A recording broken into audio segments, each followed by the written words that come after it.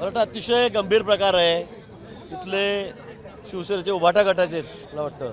शिंदे अच्छा, तर ते महानगराचे अध्यक्ष आहेत. मी इथे आल्यावर स्टेजवर मला त्यांनी तेव्हा मोबाईलमधून मला ते सगळं दाखवलेलं आहे. MDचं सेवन करताना तरुण पिढी या ठिकाणी दिसते.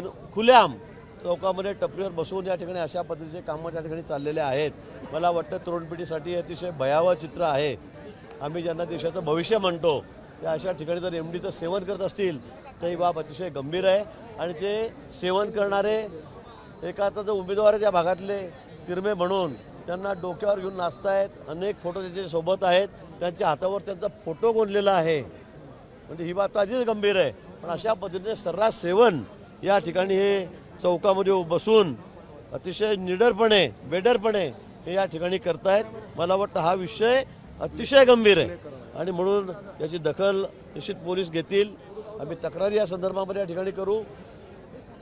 तरुण पिढी यातून काय दर्श घेणार मला कळत नाही की अशा पद्धतीने आपण तरुणांना कुठे भडकवतो आहोत, कुठल्या मार्गाला नेतो आहोत मला कळत नाही. आता नाशिक शहर हा कायद्याचा बालेकिल्ला आहे. मला वाटतं याची निश्चित दखल ते CP आमचे घेतील. पोलीस प्रशासन या ठिकाणी घेईल. यांनाही शोधून काढू. आणि जे नेते यांना डोक्यावर घेऊन असतात हे नेत्यांना डोक्यावर घेऊन असतात एकमेकांना. अनेक ठिकाणी त्यांचे 10-12 ठिकाणी त्यांच्यासोबत फोटो गळ्यात हात घालून डोक्यावर बसून त्या ठिकाणी आहेत.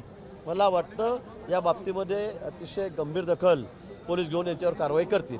पण या संदर्भात अजून मी आपल्याला असं म्हणेल की तुम्ही अशा लोकांना त्या ठिकाणी पाठवणार आहात का, त्यांना निवडून देणार आहात का, हा माझा सवाल आहे. आणि म्हणून मी सगळ्यांना विनंती करेल की ज्या ज्या ठिकाणी असे लोक असतील त्यांना खड्यासारखे बाजूला टाका. त्यांना कुठे अशी संधी देऊ नका की जेणेकरून पुढची पिढी अजून म्हणजे मोकळेपणे रस्त्यावर बसून MDचं सेवन करेल, ड्रगचं सेवन करेल. निश्चित आता मला त्यांनी या ठिकाणी स्टेजवर बसल्यावर दाखवलेलं आहे. या संदर्भामध्ये मी CPंची उद्या सकाळी बोलेल. आणि हे जे सगळे आहेत यांना सगळं गाव ओळखतं. या गावगुंडांना हे MDचं सेवन असं दिनादास बसून राजरोसपणे हे ते त्या ठिकाणी करतायत. आणि म्हणून याला निश्चित नाशिक शहरामध्ये वचक बसलाच पाहिजे. आणि हे जे असे कामं करतायत किंवा यांना जे पाठिंबा देत आहेत अशा लोकांवर सुद्धा कारवाई केली पाहिजे. उमेदवार जे आहे ब्लॅकमेलिंगचा आपण आरोप केला, तोडीपाणी करतात, माहितीच्या अधिकारात अर्ज करतात असे आपण म्हणतो. निश्चित या संदर्भामध्ये जे या ठिकाणचे उमेदवार आहेत ते हेच धंदे करतायत, हेच उद्योग करतायत. लोक त्याच्यामुळे खूप परेशान आहेत. कोणी बांधकाम व्यावसायिक असतील, बिल्डर असतील, त्याचे प्लॉट शेते आहेत. कुठल्याही कामाच्या संदर्भामध्ये हे महाशय जाऊन त्या ठिकाणी माहितीचा अधिकार देतात, लोकांना ब्लॅकमेल करतात, त्यांच्याकडून पैसे उकळतात. हा त्यांचा राजकीय धंदा आहे, सगळ्या नाशिककरांना माहीत आहे. आणि म्हणून मला असं वाटतं अशा लोकांना सुद्धा महापालिकेत जाण्यापासून रोखलं पाहिजे. आणि तर अनेक लोकांना त्याचा त्रास सहन करावा लागेल.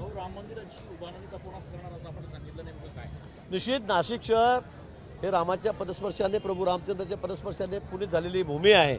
तपोवनावर आज भरपूर वादविवाद चाललेले आहेत.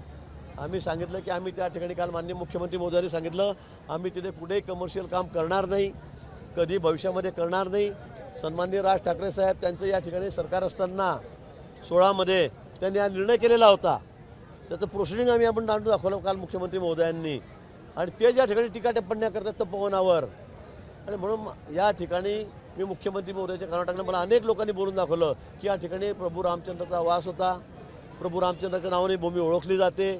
आणि म्हणून त्यांचं एक सुंदर मंदिर नाशिक शहरामध्ये आणि तपोवनामध्ये हे त्या ठिकाणी असावं अशी अनेकांची इच्छा आहे. निश्चित मी मुख्यमंत्री महोदयाच्या कानावर हा विषय टाकेल आणि याला मान्यता मिळेल. आपण येणाऱ्या काही वर्षांमध्ये अतिशय सुंदर असं राम मंदिर प्रभू रामचंद्रांचं या ठिकाणी तपोवनामध्ये उभं करू. ABP माझा, उघडा डोळे बघा नीट.